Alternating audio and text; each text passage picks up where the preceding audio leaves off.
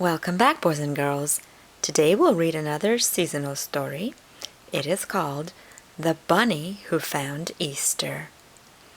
It is about a lonely rabbit who goes in search of Easter.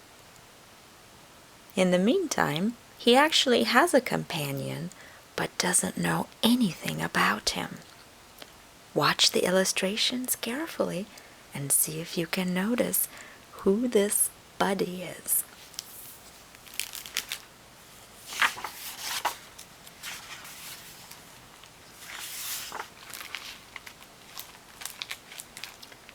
One day, a little bunny woke up from a long nap alone under a tall elm tree.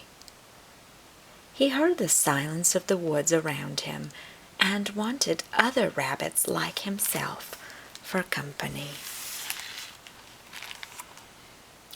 "Can you tell me where I will find other rabbits?" he asked a sleepy old owl in the elm tree. "Other rabbits?" said the owl. "Why, there are always rabbits at Easter." "Where is Easter?" asked the little bunny eagerly. But the old owl had dozed off to sleep again in the bright sun. "It must be some place to the east," thought the bunny, and he set off searching. It was a hot summer day. The leaves in the trees stood as still as a painting against the blue sky.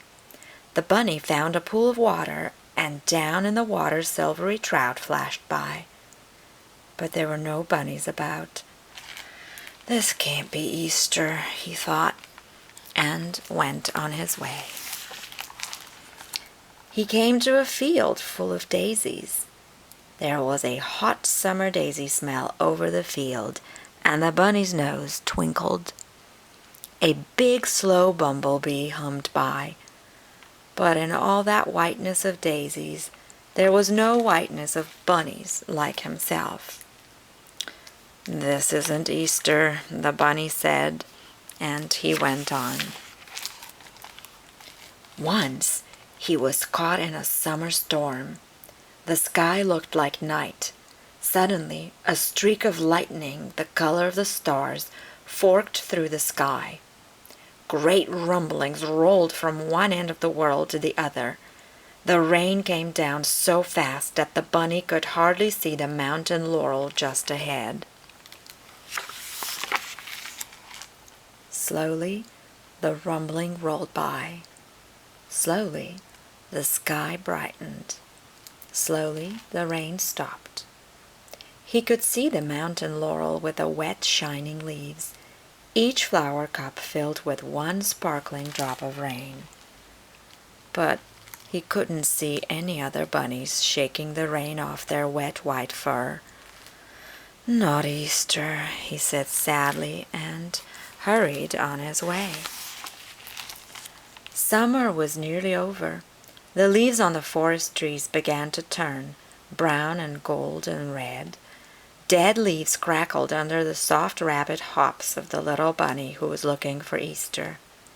He stopped under a tree to rest, and a round, shiny red apple fell down and startled him.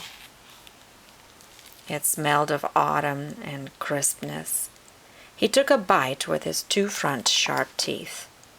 When he had crunched the apple to its seeds, he looked around and sighed. There wasn't another bunny to be seen. One day, it began to snow. Soft white flakes drifted down from the sky, and the air was sharp and cold and still. When he hopped through the white drifts, he left little dark footprints in the snow. But no matter which way he hopped, his footprints never crossed other bunny footprints. The little bunny was alone in a world without rabbits. There were birds, little black sparrows like ink drops in the snow. Brown squirrels leaped about in the bare branches of the trees. Once he saw a whole family of deer slipping into the forest at dawn. But there wasn't another long-eared, pink-nosed, white, furry rabbit like himself to be seen. This can't be Easter yet, he thought, and his loneliness grew inside of him. That night, the bunny curled up in a hollow tree to keep himself warm out of the wind and sharp air.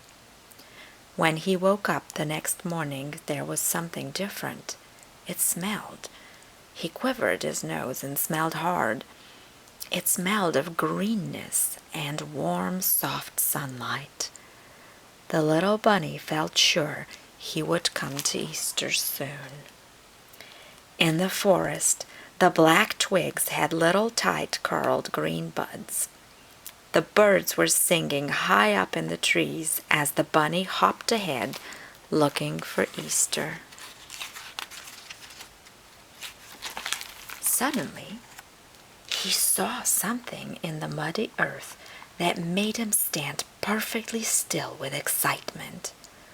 Crossing in front of him and going into the woods where he had never been were little rabbit paw prints on the ground. He followed the paw prints very carefully down a hidden path. There, in a clearing, he saw someone small and furry resting on a mossy bank. It was another bunny.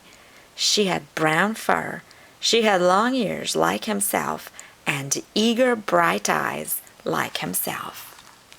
The little bunny was so happy to find her, he completely forgot about Easter.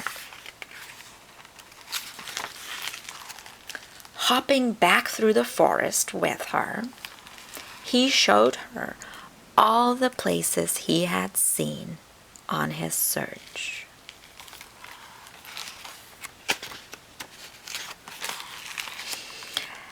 At last, they came to the tall elm tree where he had first awakened to find himself alone. But now his loneliness was gone. The two bunnies were very happy together. Soon they had a whole family of little rabbits, tiny, soft, sleepy things with long, sweet ears and small, wet noses. The bunny's heart throbbed with happiness at this wonderful, earth-smelling, sunlit, bunny-filled world. "Aha!" said the old owl when he saw the bunny's family. "Didn't I tell you? At Easter time, there are always rabbits." The bunny felt his little bunnies around him, and the earth blooming beyond them, and all things growing. And he understood at last that Easter was not a place, after all, but a time when everything lovely begins once again. The end.